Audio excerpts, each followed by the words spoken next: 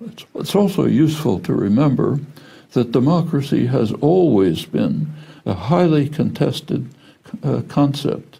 It's been feared and disdained among elites throughout the period of democratic revival in the world. That's been true strikingly in the great democratic revolutions. The first of these was in England, mid-17th century, leading finally to what's called the Glorious Revolution of 1688, in which the rising bourgeoisie gained power through Parliament at the expense of royal prerogatives. It had a wide variety of gains. One of the major ones was breaking the royal monopoly over the highly lucrative slave trade. The slave trade actually provided, of course, the cheap cotton, which is what fueled the growth of manufacturing, finance, commerce, led to wealth and power, particularly in England and the liberated American colonies, the major slave state. There were those who did not want to be ruled by either king or parliament, probably the great mass of the population. There are pamphlets and spokespersons favored universal education, guaranteed health care, democratization of the law.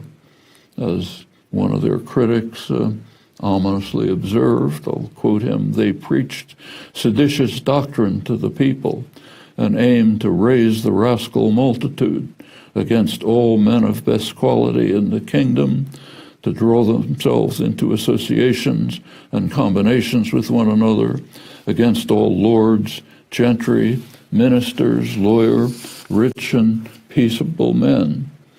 Particularly frightening were the itinerant workers and preachers calling for freedom and democracy, the printers putting out pamphlets questioning authority and its mysteries.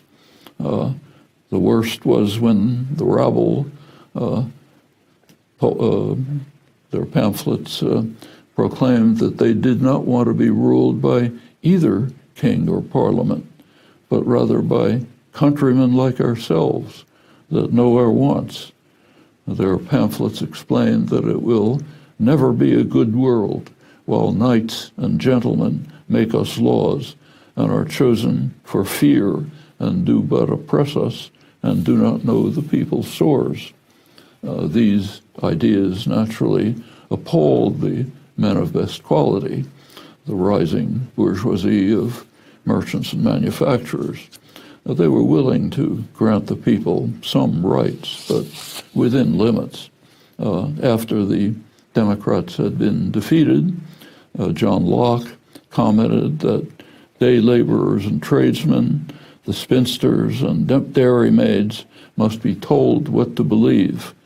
The greatest part cannot know, and therefore they must believe. Something similar took place in the Second Democratic Revolution, a century later, in the liberated American colonies. Although it's important to remember that the American Revolution, with all its flaws, did advance popular democracy quite considerably. The concept, "we the people," which was a revolutionary idea at the time, however flawed it might have been in implementation. During the 1780s, during the preparation of the U.S. Constitution, there was a very impressive level of popular activism and debate, pamphlets, press, meetings, groups, even rebellions, farmers protesting economic injustice. The delegates at the Constitutional Convention were, of course, from the elite, and they were concerned to suppress the popular pressures for liberty and democracy.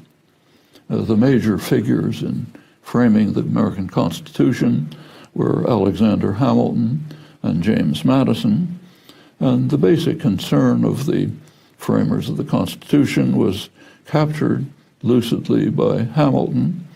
He explained that the Constitution is designed to be defense against depredations, which the democratic spirit is apt to make on property. Property is the proper concern of government. And Madison agreed. He argued at the Constitutional Convention that government must protect the minority of the opulent against the majority. He warned that if elections were open to all classes of people, the property of the landed proprietors would be insecure. It was mainly an agricultural economy at the time. Land reform would be passed. That should not be acceptable. Government should secure the permanent interests of the country, which are property rights, against innovation, meaning a threat to them. The landholders ought to have a share in the government to support these invaluable interests. The system should be constituted so as to protect the minority of the opulent against the majority. The Senate ought to be the body that ought to have permanency and stability. And the Senate, Madison explained, would be drawn from the wealth of the nation, the more capable set of men, people who have sympathy for property and its rights.